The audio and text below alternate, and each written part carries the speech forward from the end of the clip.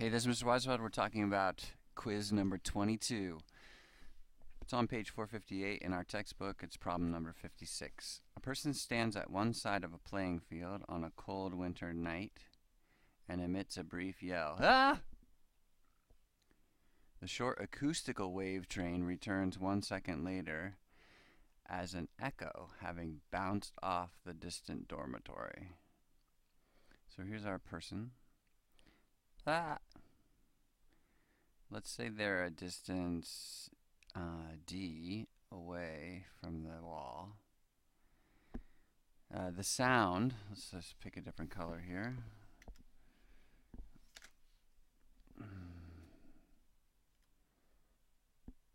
The sound is going to travel from their mouth to the wall, bounce off the wall, and come back to their ear.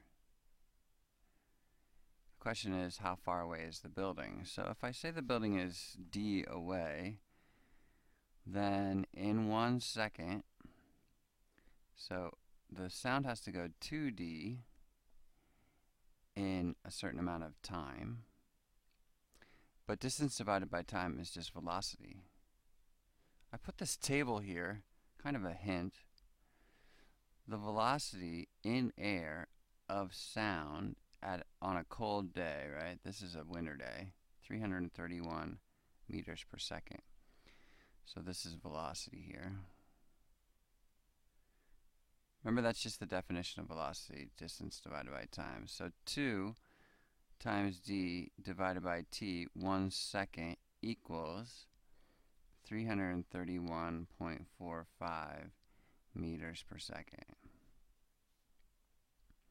If I want to know what d is, I basically have to go d equals 1/2, right? Divide both sides by 2 times 331.45 divided by 1 second.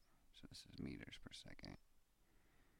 So then the question you're asking yourself is, why did Mr. Weisfeld do that mistake? Yeah, pretty funny.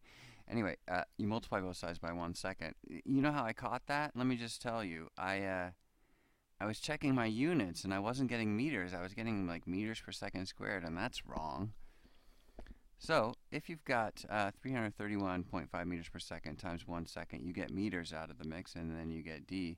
So that's going to be roughly, here we go, let's just divide this in our head. So 165.725 or 166 meters.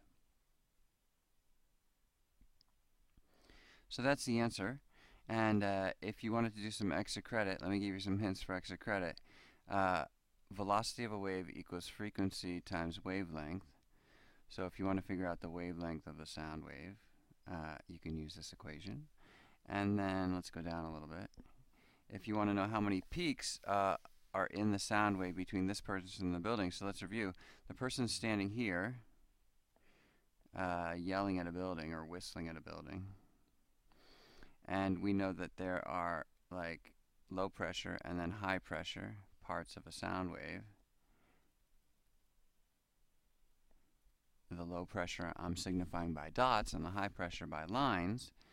We know that there's a certain number of those as they travel here and then back. At any given time, there's a certain number of wavelengths between this person and the wall. So if you know the wavelength and you know the distance to the wall, you can figure out how many there are. So that's a hint.